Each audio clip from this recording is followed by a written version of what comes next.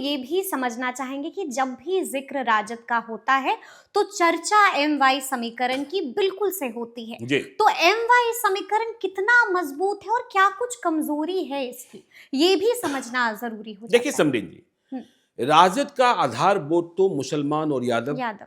हैं, इसमें कहीं कोई शक नहीं है।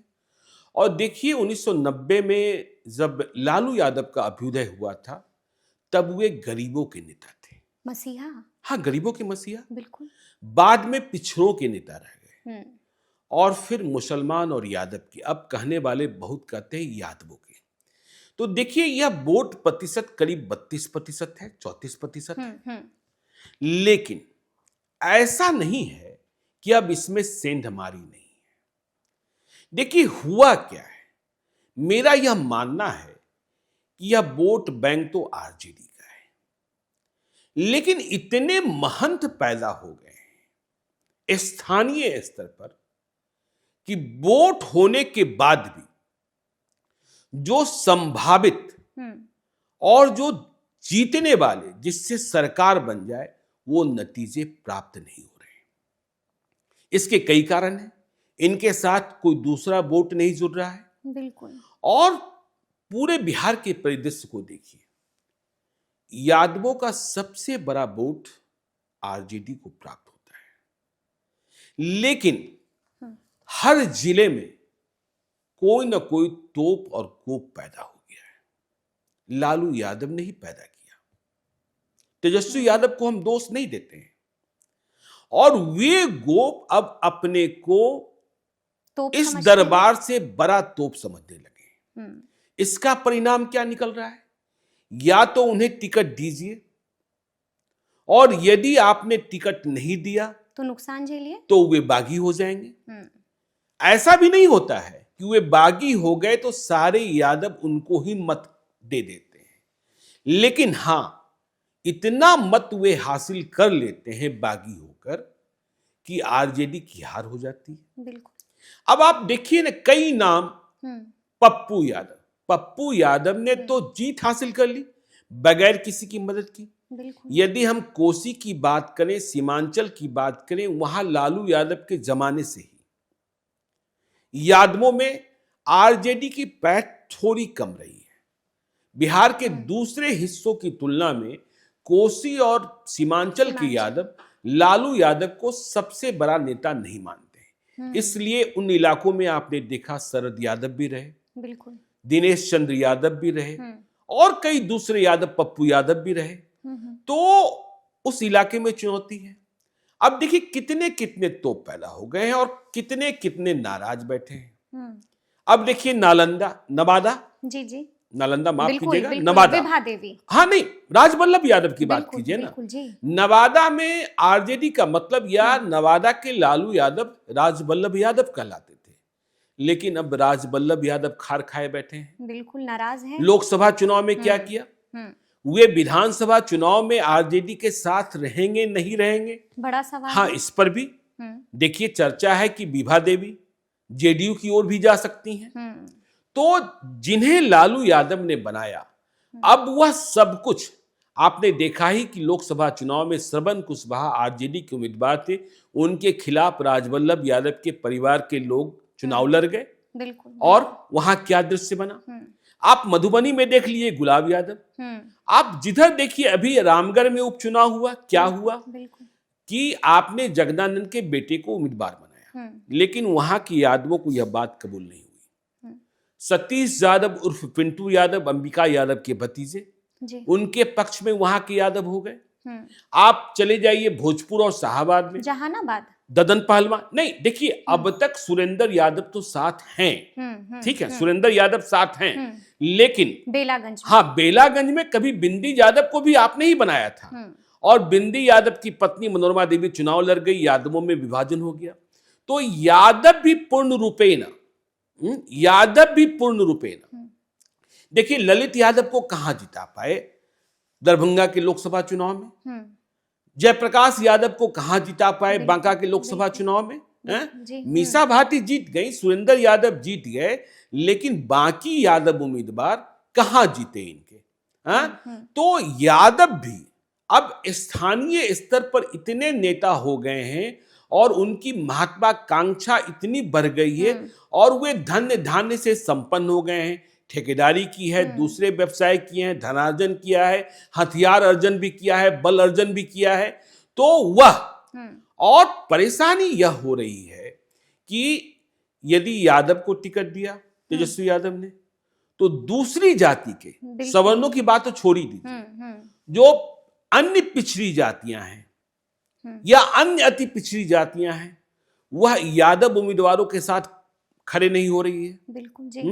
हाँ? और यदि यादव को टिकट नहीं दिया तो दूसरा यादव खड़ा हो जाएगा जो नाराज हुआ, तो फिर वहां विभाजन। और इसका फायदा देखिए, नीतीश कुमार सोशल इंजीनियरिंग के लिए जाने जाते हैं और वे कहते भी हैं लोकसभा चुनाव में कि लोकसभा चुनाव में हमारा यादव, मतलब एनडीए का यादव चुनाव जीत जाता है और लालू यादव का यादव चुनाव हार जाता है। जयप्रकाश यादव को आपने हाथे देखा। आप देखिए ना, एनडीए से कितने यादव जीत गए। नित्यानंद राय चुनाव जीत गए, गिरिधारी यादव चुनाव जीत गए, दिनेश चंद्र यादव चुनाव जीत गए, अशोक यादव चुनाव जीत गए, मतलब रामकृपाल यादव हारे और वहां सुरेंद्र यादव चुनाव जीत गए, लेकिन बाकी तो उनके जीत ही गए ना। तो ये जो परिस्थिति है कि यादव भी अब स्थानीय स्तर पर इतने हैं कि चुनौती है। तो इस चुनौती से कैसे निपटेंगे? बिल्कुल, ये बड़ा सवाल है। और जब आपका ही वोट बैंक आपके साथ पूर्ण रूपेण, यदि और विधानसभा चुनाव में यदि यादव बागी हुआ, उसने 10,000 वोट काटे, 20,000 वोट काटे, 5,000 वोट काटे, तो ये 5,000, 10,000, 15,000, 20,000 का अंतर भी बहुत बड़ा अंतर हो जाता है। तो यह बहुत विषम परिस्थिति है।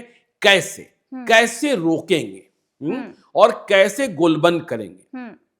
कि पहले आप पूरे बिहार की यादवों से बात करते थे जब हम लोग, तो लोग कहते थे कि लालू यादव हमारे मुरेठा हैं, हमारी पगड़ी है, हमारी आवाज है। हाँ, हमारी आवाज है। लेकिन अब वे उनकी आवाज कई लोग हो गए हैं। अब देखिए मधुबनी में गुलाब यादव, जी, ठीक है, भाई नुकसान तो पहुंचा ही दिया ना, नुकसान तो पहुंचा ही दिया ना।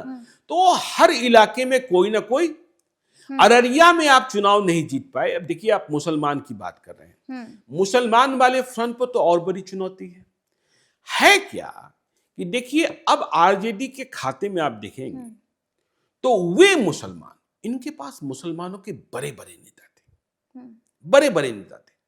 मैं नेता की बात कर रहा हूं, मैं विधायक और सांसद की बात नहीं कर रहा। विधायक तो आज भी हैं जी, लेकिन नेता का मतलब यह नहीं, नेता का मतलब यह कि वह सिर्फ अपने क्षेत्र में नहीं, दूसरे क्षेत्र में, दूसरे जिले में, पूरे बिहार में जिसका प्रभाव हो, जिसकी छाप हो। इनके पास कौन थे? तस्लीमुद्दीन थे सीमांचल में। तमाम विवादों के बाद भी वे गांधी कहलाते थे, सीमांचल के गांधी। लेकिन अब क्या है? तस्लीमुद्दीन के दोनों ही बेटे आपस में लड़ रहे हैं, शहनवाज और सरफराज। बिल्कुल। अररिया में यदि आप लोकसभा का चुनाव हार गए, जहां यादव और मुसलमान इकट्ठा हो जाएं, तो फिर किसी तीसरे वोट की जरूरत ही नहीं है। लेकिन वहां भी बीजेपी चुनाव जीत रही। आपके पास शहाबुद्दीन थे, बिल्कुल, वो भी नहीं। आपने उनके बेटे ओसामा साहब और हिना साहब पत्नी को मनाया, लेकिन इन दोनों में वो फायर नहीं है, इन दोनों में वो फायर नहीं है। और इनका इस्तेमाल कैसे करना है ये आपको पता नहीं है, ये आपको पता नहीं है। आप यह भी कह सकते हैं ओसामा की अभी उम्र क्या है, लेकिन हमने शहाबुद्दीन को ओसामा की उम्र में ही शहाबुद्दीन के भीतर की आग दिखी थी। और शहाबुद्दीन दुबके हुए नहीं थे, शहाबुद्दीन नहीं है आपके पास। आपके पास चंपारण में मोतीउर रहमान हुआ करते थे, उनके बेटे विधायक हैं, लेकिन मोतीउर रहमान की जो हस्ती थी वो वाली बात नहीं। अब्दुल बारी सिद्दीकी आपके पास हैं, लेकिन चुनाव हारते हारते हुए थक गए। उन्हें आपने सदन में भेज दिया है, लेकिन वे चुनाव इतनी बार हार चुके। और आप तो गई थे बेलागंज में, जब अब्दुल बारी सिद्दीकी चुनाव प्रचार करने गए थे, तो लोग उनके विधानसभा क्षेत्र के बारे में पूछ रहे थे कि वहां यादव और मुसलमान इतने हैं, फिर आप क्यों नहीं जीतते हैं? इसका मतलब सिर्फ आपको मुसलमान वोट देते हैं और यादव नहीं देते हैं। बिल्कुल। तो अब्दुल बारी सिद्दीकी भी थक गए। और देखिए, ठीक है, वो पहले तो शुरुआत उन्होंने आरजेडी से ही की। फातमी साहब की हम बात करें, अली अशरफ फातमी की, वो अब भी जोर घटाओ जोर तोड़ में लगे रहते हैं। मतलब राजनीतिक जिन्न है, लेकिन उम्र हो चुकी है, मधुबनी में हार मिली, कितना दौड़ लेंगे। और देखिए, एक और बात आपको नोटिस करनी होगी कि लीडरशिप क्यों नहीं बन पा। देखिए, जब मौका मिला आरजेडी के भीतर, तो इन्होंने व्यवसायी वर्ग के नेताओं को आगे किया। राज्यसभा भेजना था किसी मुसलमान को, तो किसे भेजा था? अशफाक करीम को। बिल्कुल। अशफाक करीम को भेजा था ना, याद कीजिए। वो नेता विशुद्ध नहीं ना। और हमने तो लालू यादव के भाषण पढ़े हैं जिसमें वो अशफाक करीम को क्या क्या बोलते थे। दूसरा राज्यसभा किसे बनाया?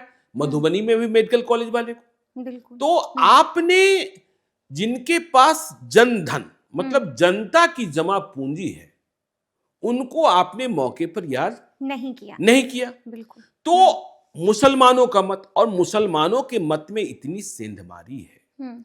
देखिए, सीमांचल में ओवैसी की सेंधमारी है। आपको गोपालगंज का उपचुनाव याद होगा, अभी बेलागंज का उपचुनाव देख लीजिए। बिल्कुल। इमामगंज में देखिए, उपचुनाव में मुसलमानों ने मत कर दिया जनसुराज को, जितेंद्र पासवान को। तो मुसलमान जो एम22 जो आपका सबसे मजबूत आधार वोट बैंक है, दरक रहा है, उसमें भी अब देखिए एक नई चुनौती है। क्या चुनौती है? वो चुनौती है प्रशांत किशोर की। प्रशांत, देखिए, हमने कहा कि सत्ता की रेस में नीतीश कुमार और तेजस्वी यादव ही हैं। मैं सत्ता की रेस में, मुख्यमंत्री बनने की रेस में अभी प्रशांत किशोर को नहीं मानता। लेकिन तेजस्वी यादव कितना आगे जाएंगे, कितना पीछे छूटेंगे। अब प्रशांत किशोर कह रहे हैं कि हम 40 मुसलमान उम्मीदवार देंगे, और वहां देंगे जहां तेजस्वी यादव के मुसलमान उम्मीदवार नहीं होंगे। उन्होंने एक कमजोर नस पकड़ ली है। क्या कमजोर नस पकड़ ली? तो प्रशांत किशोर ने कमजोर नस यह पकड़ी है कि जो चुनाव के नतीजे हैं, विधानसभा क्षेत्रों का इतिहास है कि जहां मुसलमान अधिक हैं, वहां आरजेडी ने यादव को टिकट देकर उन्हें विधायक बनवा दिया। मुसलमानों ने मत दे दिया, यादव ने मत दे दिया, विधायक बन गए। लेकिन जहां यादव अधिक हैं, वहां मुसलमान उम्मीदवार बना, तो वहां यादवों ने मत नहीं दिया। तो यदि यह कमजोर नस आग की तरह मुसलमानों के भीतर मन में जम गया, बैठ गया, लहर गया, तो फिर बड़ा नुकसान होगा। बिल्कुल। बड़ा नुकसान होगा। वैसे भी हिस्सेदारी कम होती जा रही है, लगातार आप देख रही हैं। तो संकट ये है कि यादव विधायकों की संख्या कम करें, लेकिन मतलब उम्मीदवारों की संख्या कम, उम्मीदवारों की संख्या कम करें, जो प्रयोग उत्तर प्रदेश में अखिलेश यादव ने लोकसभा के चुनाव में किया। लेकिन यदि संख्या कम करेंगे, तो इतने यादव नेता वहां स्थानीय स्तर पर उभरे हुए हैं कि वो भट्टा बैठा देंगे। बिल्कुल। और फिर जहां प्रशांत किशोर का फार्मूला है कि मुसलमान के वोट से आप यादव को चुनाव जितवा दे रहे हैं, वहां यदि इन्होंने उम्मीदवार बदला, तो मुसलमान तो वोट कर देंगे, यादव वोट नहीं करेंगे। हाँ। तो ये लड़ाई ऐसी फंस गई है जिसमें आरजेडी के लिए बहुत गंभीर चुनौती है।